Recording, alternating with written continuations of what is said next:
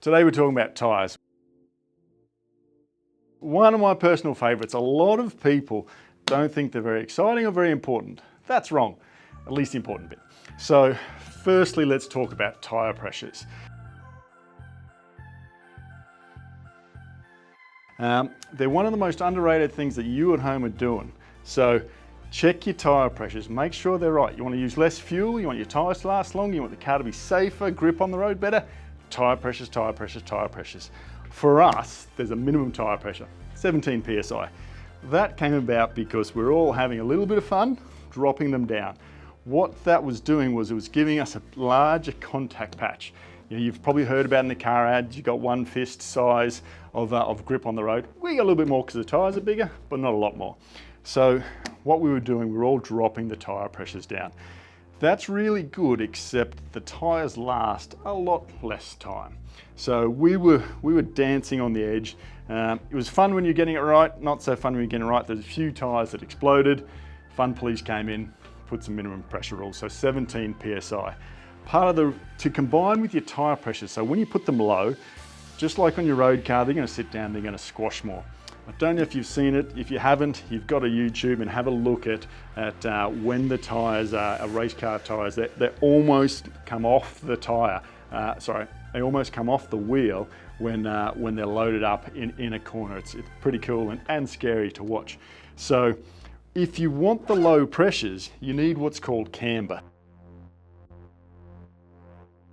Exaggerating? Possibly. So you lean it over.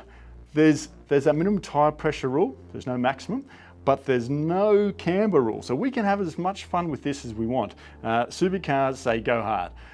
The car is self-limiting, so you can't go too crazy, it just doesn't fit.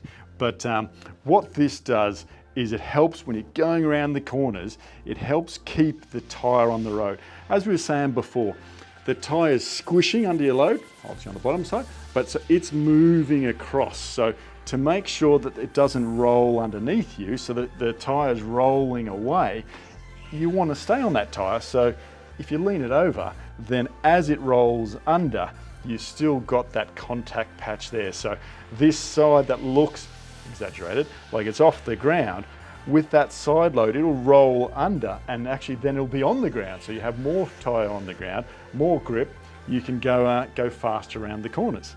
So it's pretty exciting. Another little trick that everyone thinks is hang on in the wet. Clearly you've got to stand it up, get all that tyre on the road. Same thing if it's really, really wet. It's not too bad to have a little bit of camber so that you help get rid of some of that standing water so you don't have aquaplaning.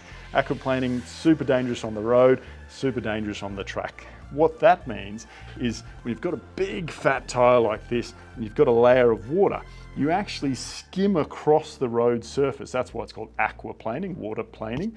So helping in a race car, having this camber on means that you help cut through that water. In your road car, what do? You keep your tyre pressures right, as I said before. Okay, so you've all got your homework. That's it for tyres for today. Go home, do your homework, check your tyre pressures.